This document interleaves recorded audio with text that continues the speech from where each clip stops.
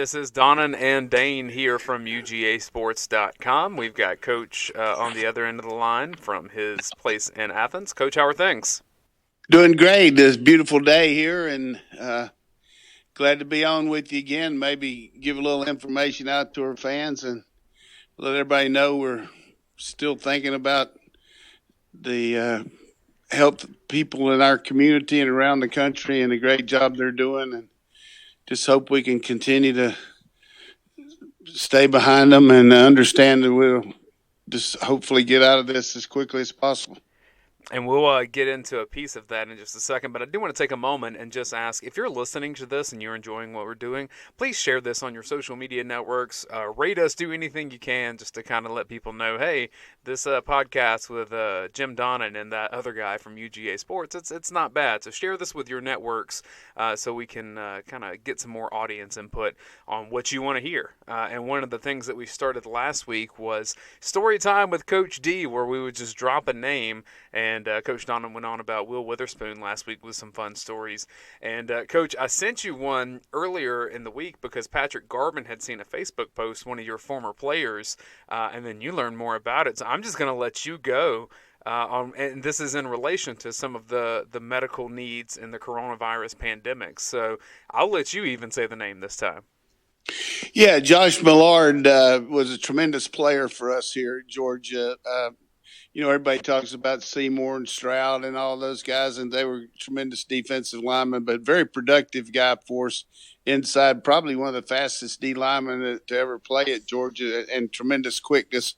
We recruited him out of Benedictine High School down there in Savannah, and ended up playing several years in the pros, and now has some really good things going for himself in the business world. But the thing that really attracted me to talking about Josh, besides just we'll talk a little bit about his playing, and I'm hoping that you can set up one of your podcasts with him to go into more detail about what he's doing to help our country. But Josh, very entrepreneurial guy, but he's also a very loyal guy, and he saw some of this situation coming very early, and he had some supply chains around the country that he could deal with. And so he's really worked hard to set up some things, not only in the United States, but in bordering countries, and also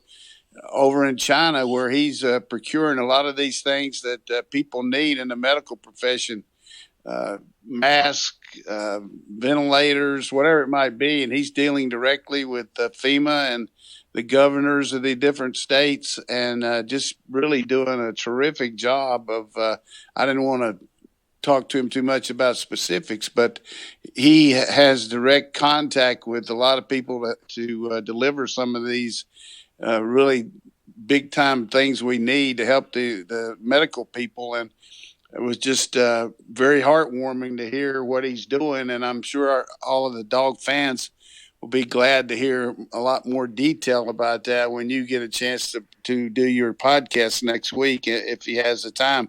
But, just a couple things about him. When he practiced, he was probably one of the most intense guys that I've ever coached. I mean, when you go, some of these drills are not full speed. Some of them are just, technique oriented, and, scout team, the scout team tries to give you a good look. But this guy, he was, we gave him the nickname, the Demon, because that's the way he played.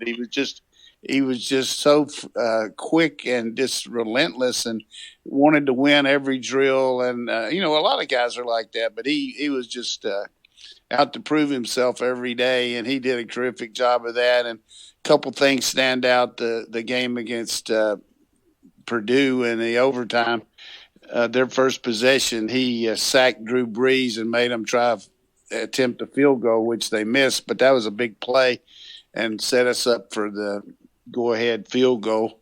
And then, throughout his career, we played him a lot at nose guard, and on passing situations, he'd just wear these centers out that had to single block him. Now, in running downs, when they could double team, it was a little different, but a very ferocious pass blocker, rusher. And just one thing that sticks out in my mind I don't know exactly how it happened, but his mom and dad, Fred and Mary Millard, just great people, and to this day, very proud of what Josh has been able to accomplish. But I went down there for an official visit, and when you go official visits, you go into school and then you go to their home and all. But it was something that at Benedictine High School where I was having a hard time getting him out of class or something. So uh, his mother told me, they said, "Hey, here's some information you can give Josh where he can get through this test a lot quicker and he can get out of there."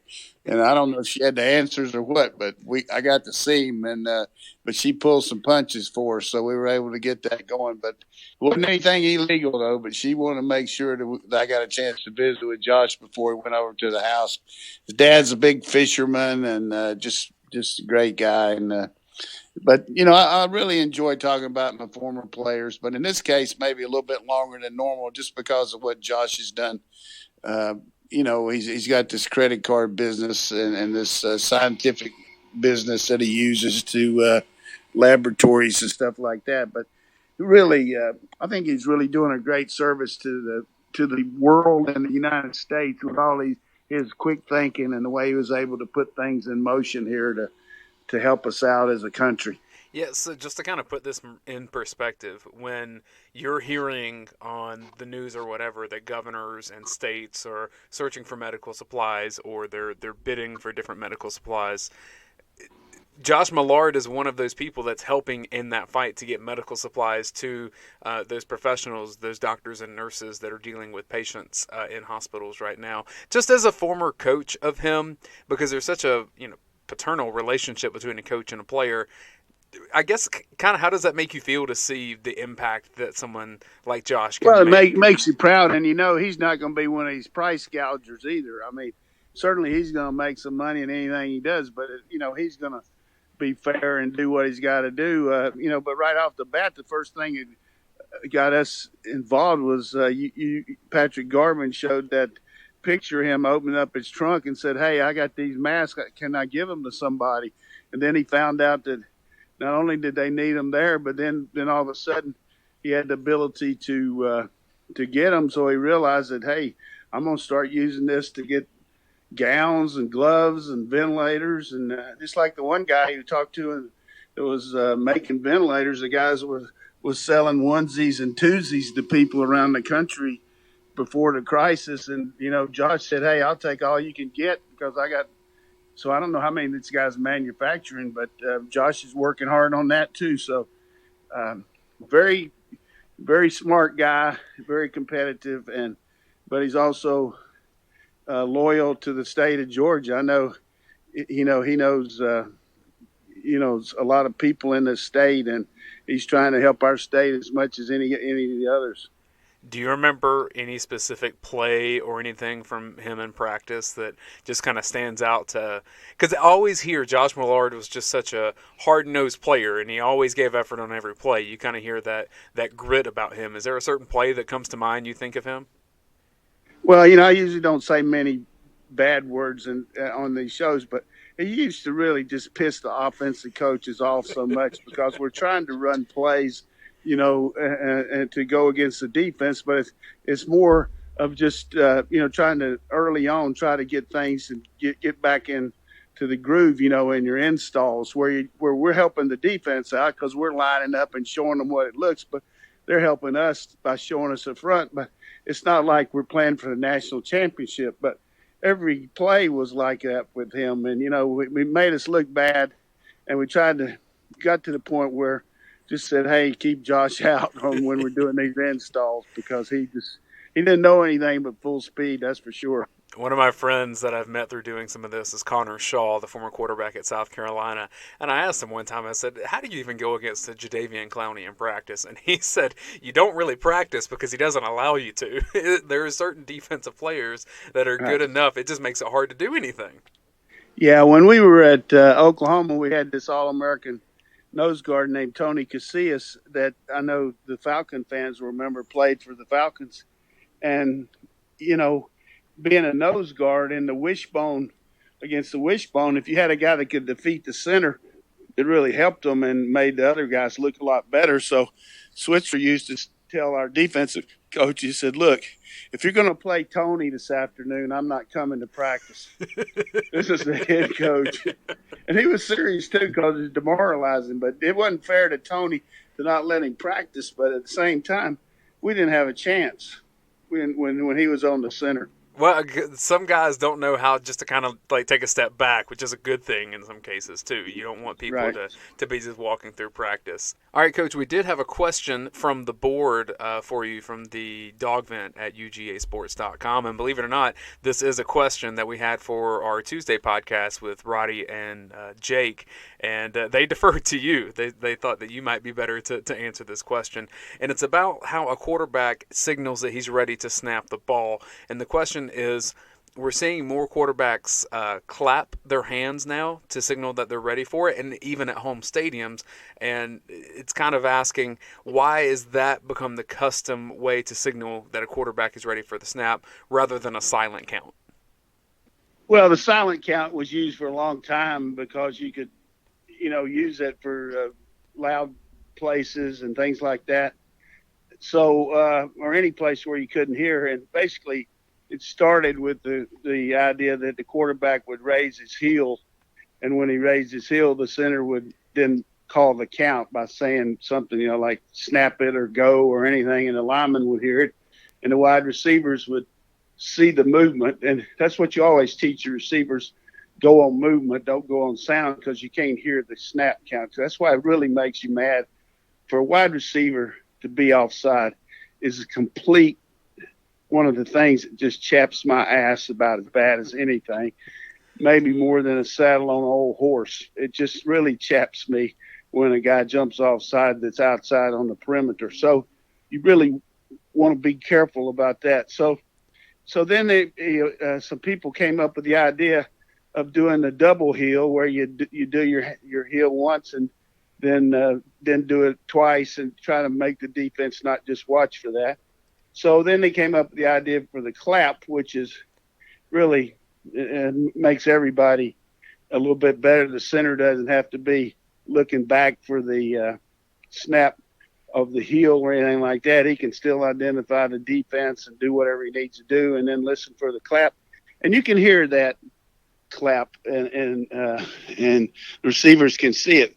Now, there's some variations there where the quarterback will obviously walk to the line and then say, hey, on the center. So that means you're going to try to fake the clap. So he'll clap his hands and you don't snap it. And then when the center's ready, he'll just snap it and say, go. Or you'll say on the second clap, where he'll do one real quick and then wait and then clap again, just so the defense can't pick it up. Everybody's trying to do that.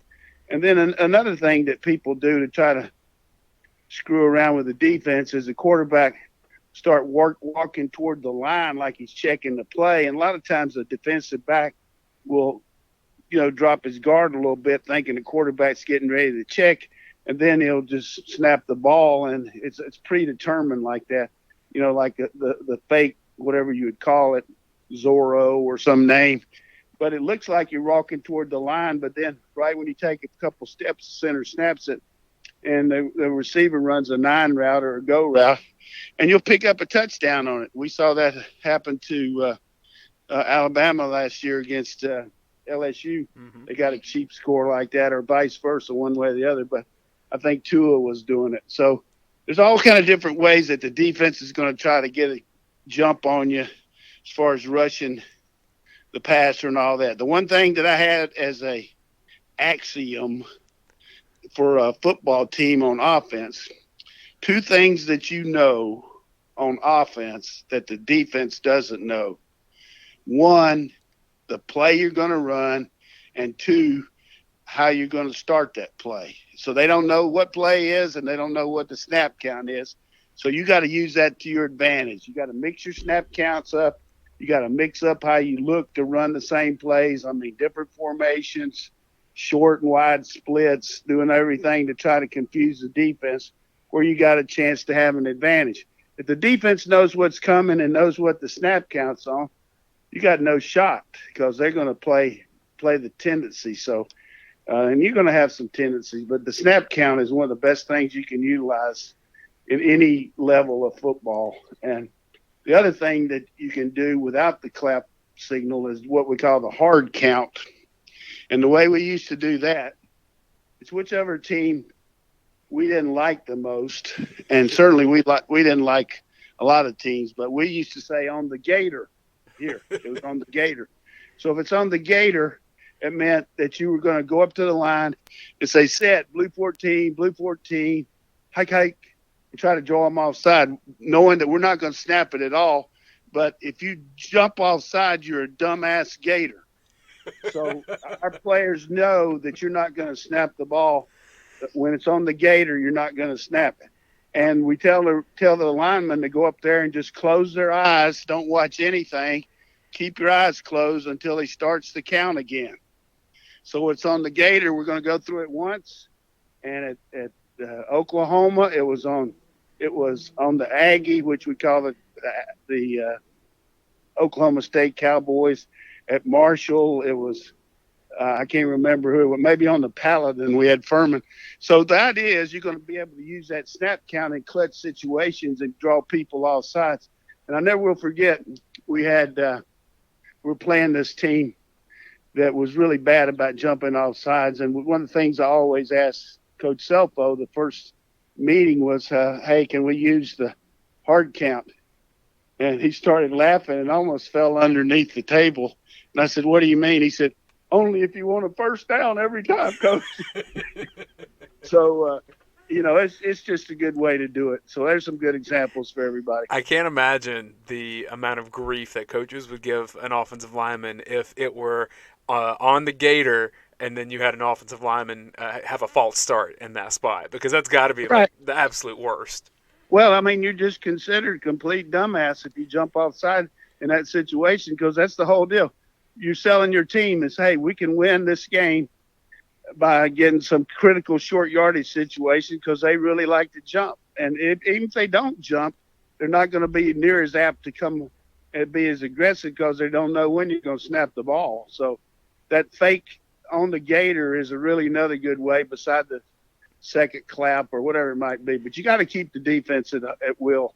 The other thing that I've seen more, especially from quarterbacks in shotgun formations, is where they'll be in their stance, they'll be ready to take the snap, and for a right-handed quarterback, they'll just kind of have the motion as if they're like throwing the ball into the ground. They don't have the ball yet, but they're just having their right arm come down toward the ground where it looks like the center is able to see it from that perspective. Is that for the center? Is that for receivers that could be coming in jet motion? Is there a point where the center just has the ability to snap it when he wants to?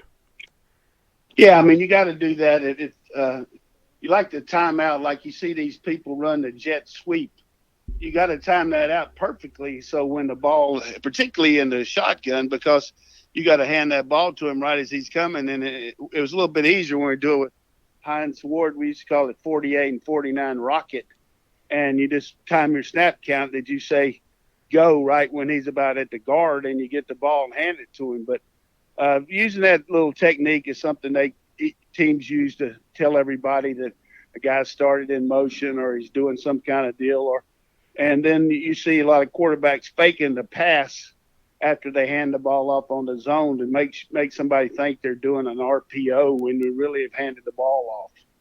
You know, it's funny how football is cyclical, because in more the traditional option set, there were so many players in the backfield so close to the football, and that's how you disguise who got it. Well, now it's the similar principle. It's just happening kind of from a more spread formation. But it's a lot of the same things. Yeah, and when we played Nebraska back in the days, we couldn't hear it all up there, and it was hard to check off plays, and they were moving their defense around, what we call JoJo. They're JoJoing their defense. So we just had a deal where we would just say 42 or 43 at the line, and usually you could say it. But there, instead of saying 42 or 43, we would say 42, and then the quarterback would go up to the line and then hold his hands up and walk one side or the other. The backs could see that he had his hands up, and he was saying alert, alert. And so that alert let everybody know we're going the opposite way. when you're doing these kind of plays, and this is a very generic question, so you can take this where you want, do you ever get frustrated when the timing's just off for a game? Because I see this with basketball teams or something where your offense just isn't clicking at the pace that it should be. How do you rectify that if your timing just isn't right for multiple plays in a row? Well, the one thing you always understand in any sport is you can't beat yourself. You got a hard enough time winning if you're executing, proper technique, knowing your assignment. So if you're trying to be too slick to try to outwit somebody, then it outwits you. Sometimes these teams shift 2 or 3 times on the goal line and then end up being a man and get a penalty for illegal procedure. Well, you've outsmarted yourself. So if we're having trouble really functioning on a level of how we want to execute, then we will go to just go into our best stuff. What if you base that in your game plan? What if this isn't working? What are we going to go to? You go to your best play, give it to Robert Edwards, run behind Chris Terry, or whatever it might be. This is what we're going to do. Or Mike Bobo, throw the ball inside to Hines Ward on a 6 route, or whatever it might be. You're going to simplify it and make the other team beat you instead of you beating yourself.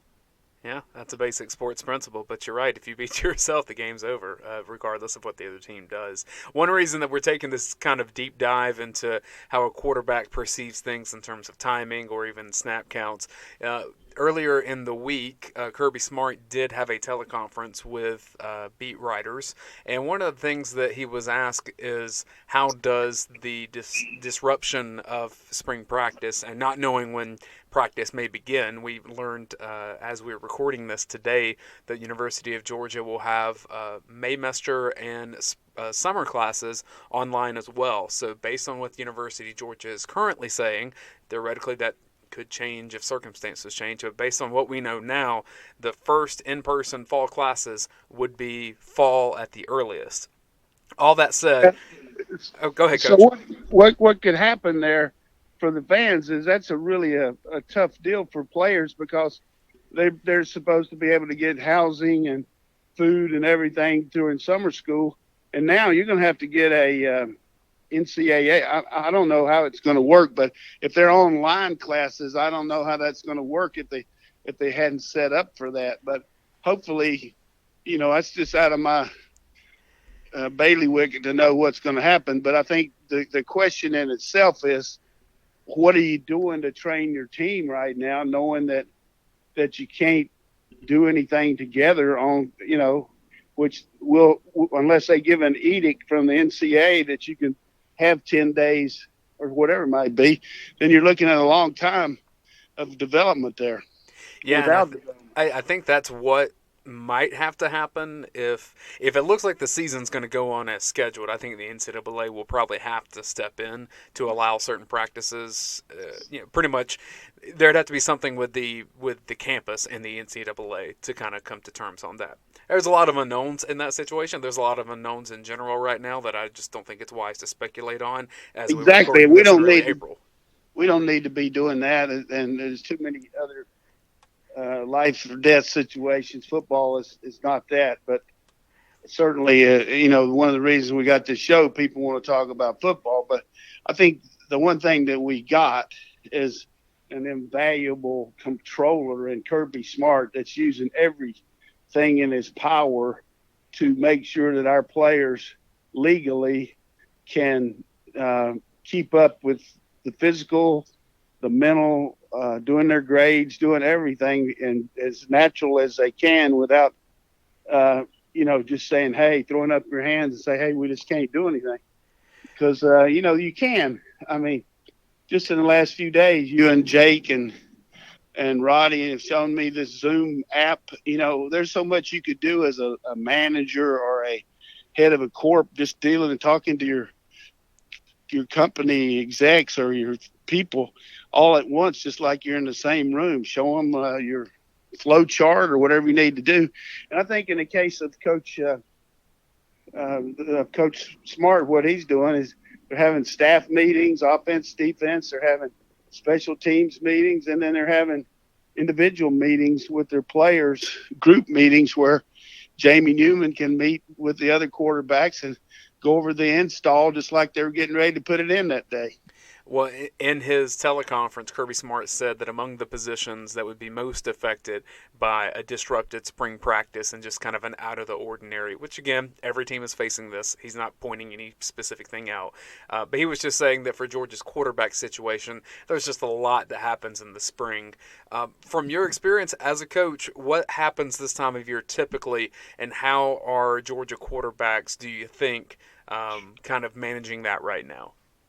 Well, timing's everything in the passing game. I mean, anticipation of route breaks, putting the velocity on the ball, taking velocity off of it, touch, getting to know your receivers' ins and outs, how they can, adjust to the ball, where do they like the ball. All those things are out the window right now because you can't do that. I mean, you don't have that, and you don't have any experience of that because Jamie wasn't here.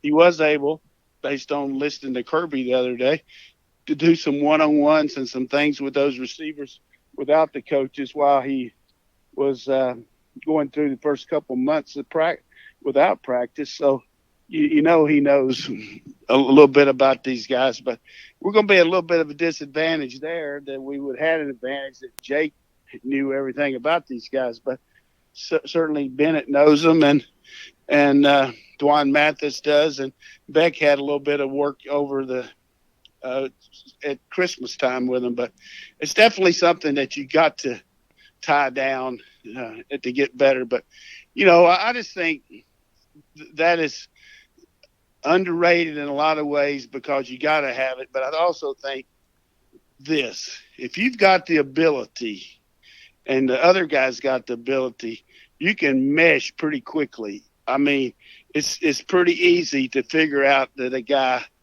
what he can do and adjust to the ball speed and the rotation. All the years that I've coached quarterbacks, I've had freshman quarterbacks come in without the benefit of summer practice. Back then we didn't have summer school, and I've had freshman quarterbacks start. Quincy Carter came in here, was only here for 3 weeks with our receivers, so he was a little bit older guy. But you can do that, and it'll happen, but we certainly put you a little bit of a disadvantage. Well, and with Jake Fromm leaving, I think there is the notion that Georgia does not have a lot of experience at quarterback, which I would just outright refute. Jamie Newman is an experienced player. Has he played for Georgia? No, but he's played against some really good talent on a football field. He's an older guy. He'll be able to pick up the playbook. He'll be capable. Stetson Bennett's been around Georgia for, 3 years now? He knows what he's doing. Dwan Mathis has been in the program even though he hasn't been able to take hits. And then, as you said, Carson Beck. So I think Georgia is fine at the quarterback position, but I think there's just that kind of, you never know until you actually see it on the field, and I think that's what fans are experiencing right now. Yeah, if we were taking a multiple choice question right now, we could do that a lot better this year than we could last year when you could have said how many of these guys can help Georgia win, all of the above, as compared to last year. Too many questions about Dwan. He never had done anything.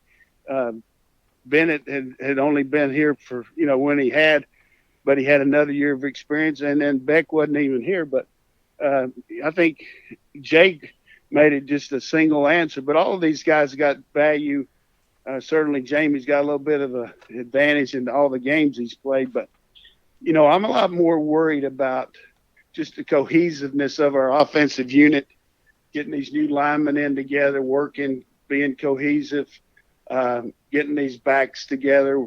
We lost a lot of good players, but the one point I would continue to make, I played a lot of seasons where I had to outscore people as assistant coach and a head coach. And I played somewhere we had such a great defense, we didn't have to worry as much about that. I'd a whole lot rather be going in there with our defense right now than not going in there with them. You know what I mean? Oh, yeah. I feel like that, and our special teams are going to be, like I always used to say to our players, we're all going to go on the same plane. They're all going to be in Georgia red. There's not going to be white shirts and red shirts. We're all going out there as a team. So we got to rely on everybody, but our defense I'm just telling you, right now, we got a lot to look forward to watching those guys play, and it'll help our offense develop in the fall camp once we get to do it going against them, because with the exception of maybe Alabama, which I don't know how good they're going to be on defense, we're not going to play against anybody better in a game than we do in practice. That's a big statement, and I agree with you. That that puts Georgia in a really fun spot, and we're all looking forward to whenever that season may begin. And again, that's speculation that is not fit for early April as we're recording this. One thing though that I will say is that any worry about Georgia quarterbacks, you need to give George Pickens some credit, because a guy like that, the way that he played against Baylor and really the second half of the season and on his freshman year, it makes any quarterback just infinitely better to have a guy with his skill set.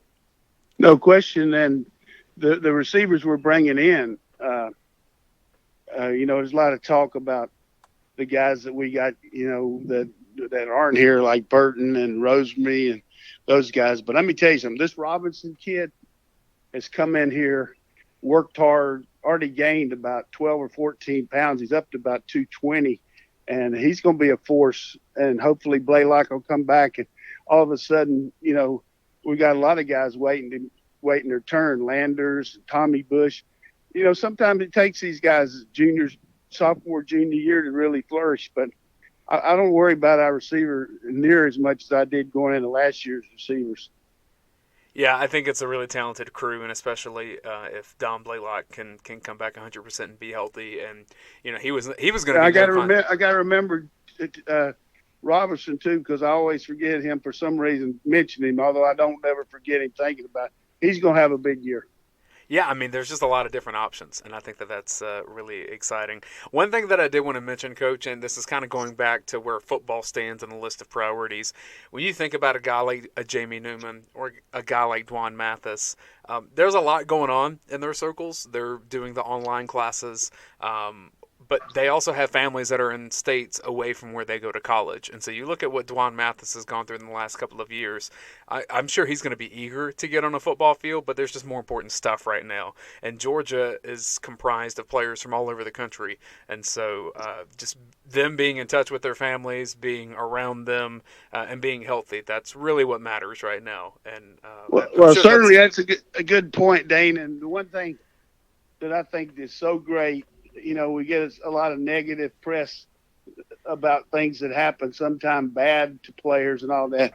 But when you hear parents like Dwan Mathis' father, do a statement about how Ron Corson and Kirby Smart and all the staff, what all they did and the quickness they worked to analyze what was going on, and the doctors that worked on him, and just nobody's more precious to you than your own children. But when a guy like that's talking about how he feels so secure knowing that his young son is under the guidance of Kirby Smart and these people, I mean, you can't beat that. Not at all. I think that's a good note to wrap it up on, Coach. And again, if you're listening to this, make sure you share this with the people in your circles. And if you have a submission for Story Time with Coach D, we've already had Will Witherspoon and Josh Mallard, so we've got to come up with a good name for you for next week, Coach. Yeah, and some questions. I mean, that was a good question about snap count. Let's see if anybody can top that. All right, Coach. Thanks for your time as always. We'll do it again next week. All right. Thank you.